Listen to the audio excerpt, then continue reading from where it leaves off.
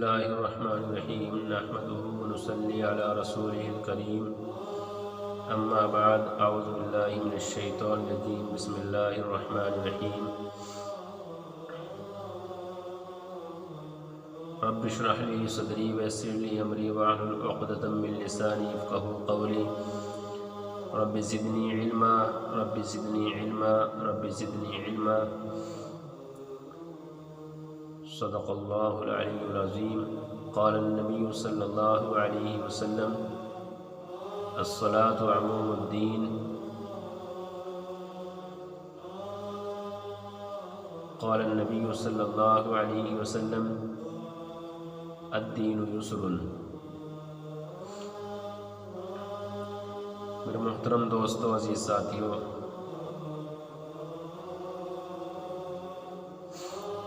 اللہ رب العزت کا احسان اور اس کا انعام ہے کہ اللہ رب العزت نے اب تک ہمیں زندہ رکھا، ہمیں سانسیں عطا فرمائی، دیکھنے کی بولنے کی صلاحیت عطا فرمائی، چلنے کی طاقت، ہاتھوں میں پکڑنے کی قوت، عقل میں سوچنے کی صفت عطا فرمائی۔ ورنہ جتنے معاصی میں ہم مبتلا ہیں، اتنے گناہوں کی وجہ سے اور اتنی نافرمانی کی وجہ سے اللہ رب العزت نے پچھلی قوموں کو تباہ کیا، ان کو برباد کیا، صفائے ہستی سے ان کو بالکل نیست نابود کر دیا۔ یہ تو کالی کملی حضرت محمد صلی اللہ تعالی علیہ وسلم کا ہمارے اوپر صدقہ ہے، آپ کی دعائیں ہیں کہ اللہ رب العزت اتنی نافرمانی دیکھنے کے باوجود ہماری فوری پکڑ نہیں فرماتے۔ تو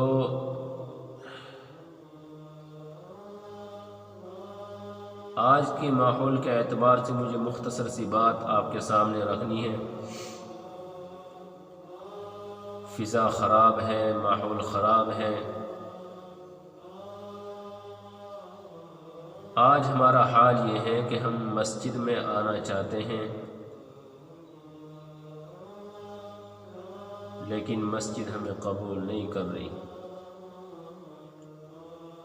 اللہ ہمیں قبول نہیں کر رہے اپنے گھر میں آنا۔ ہائے ہائے، بہت سوچنے کی بات ہے بھائیوں، بہت سوچنے کی بات ہے کہ ایک وقت تھا لوگ ہمارے پاس جاتے تھے، ہم سے بات کرتے تھے، ہماری کنڈیاں کھٹکھٹاتے، ہمارے دروازوں پر دستک دیتے، ہمیں بہت محبت سے پکارتے، بھائی کہہ کے، بھائی جان کہہ کے، ہمارا نام لے کر کے ہمیں بلاتے اور ہمیں دین کی بات سنانے کے لیے وہ ہمارے در پہ چل کے آتے۔ لیکن ہم نے ان کے بلانے کی پرواہ نہ کی، ان کے آنے کی قدر نہ کی۔ ہائے ہائے، اللہ ناراض ہے بھائیوں، اللہ ناراض ہے۔ اللہ کی ناراضگی کی یہ علامت ہے کہ آج اللہ رب العزت کی طرف سے ایک بیماری کا فیصلہ ہے، ایک بلا آئی ہے، ایک مصیبت آئی ہے۔ اس مصیبت میں پورا عالم مبتلا ہوا، پورا عالم متاثر ہوا، خوف زدہ ہے ہر انسان کے دل کے اندر، عورت ہو یا مرد ہو، گاؤں کا ہو یا شہری ہو، ہر ایک کے دل کے اندر خوف ہے۔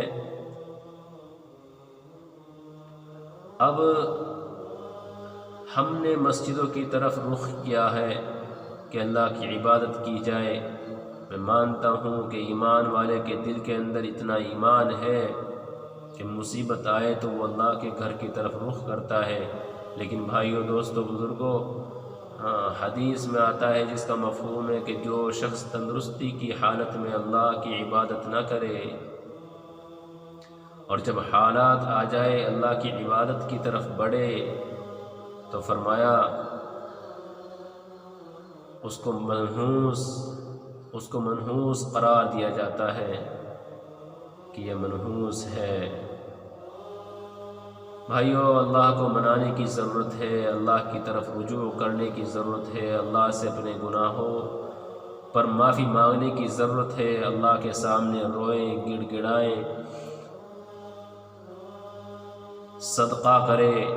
غریبوں کا خیال رکھیں، قرآن شریف کی تلاوت کا اہتمام کرے، ذکر کا اہتمام کرے، اور ہو سکے تو نفلی روزے رکھ کر اللہ سے معافی مانگی جائے، راتوں کو تہجد کی پابندی کی جائے۔ حقیقت میں اللہ ہی ہمیں نجات دے سکتے ہیں، دنیا کی کوئی طاقت ہمیں اللہ کے عذاب سے بچانے والی نہیں ہے۔ دنیا کی مصیبت ہو یا آخرت کی مصیبت ہو، ایک وہ وحدہ لا شریک ذات ہے جو ہمیں دنیا اور آخرت کی مصیبت سے نجات دے سکتا ہے، اس کے علاوہ ہمیں کوئی بچانے والا نہیں ہے۔ تو اس لیے اللہ سے معافی مانگنی ہے، اللہ کے سامنے رونا ہے، گڑ گڑانا ہے،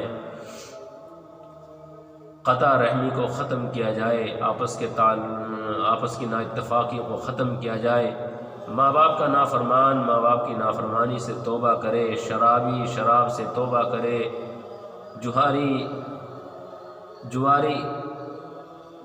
جوا سے توبہ کرے، اور سود لینے والا سود سے توبہ کرے، رشوت لینے والا رشوت سے توبہ کرے، رشوت دینے والا رشوت دینے سے توبہ کرے، اور اسی طریقے سے نماز کے چھوڑنے والا اللہ سے معافی مانگے، زکوٰۃ نہ دینے والا اللہ سے معافی مانگے اور قضا پوری کرے۔ جس کے اوپر حج فرض ہو گیا تھا اس نے اب تک حج نہیں کیا، ہائے ہائے اللہ نے اپنے گھر کے طواف کو روک لیا، ہائے ہائے اللہ نے اپنے گھر جانے سے روک دیا امت کو۔ بہت رونے کا مقام ہے اور بہت گھبرانے کی بات ہے، ڈرنے کی بات ہے۔ تو جس کے اوپر حج فرض ہو گیا تھا وہ حج کو نہیں جا سکا اپنی غفلت کی وجہ سے، اللہ سے معافی مانگے، اللہ سے توبہ کرے، اور اپنے گناہوں پر روئے، گڑ گڑائے،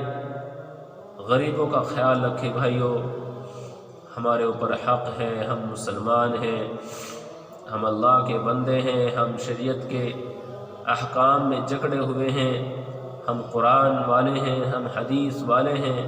حضرت محمد صلی اللہ علیہ وسلم کی قربانی کو یاد کرو، صحابہ رضی اللہ تعالیٰ عنہ مجمعین کی قربانی کو یاد کرو۔ حضرت ابو بکر صدیق رضی اللہ تعالیٰ عنہ نے فرمایا تھا کہ حضور صلی اللہ تعالیٰ علیہ وسلم جس دین کو لے کر آئے تھے، اب آپ صلی اللہ تعالیٰ علیہ وسلم دنیا سے تشریف لے گئے۔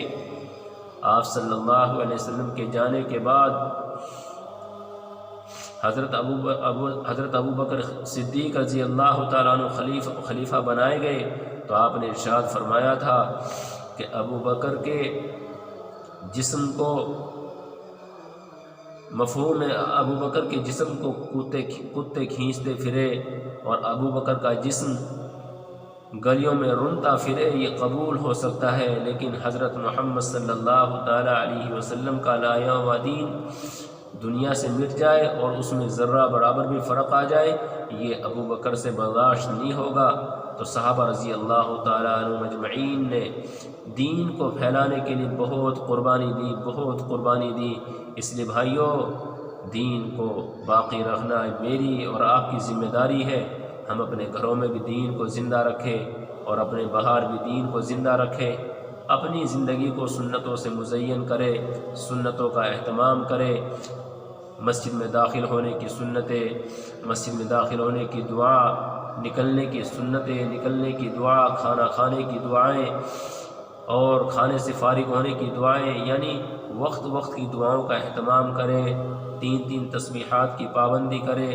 اور درود شریف کی خوب کثرت کرے، استغفار کی خوب کثرت کرے، راتوں کو تہجد میں اٹھ کر کے اللہ سے مانگا جائے، اللہ کو منایا جائے۔ اللہ ہمیں عمل کی توفیق عطا فرما دے، اللہ ہماری توبہ کو قبول فرما لے، اللہ ہمارے دلوں کو زندہ فرما دے، اللہ ہمارے گناہوں کو معاف فرما دے۔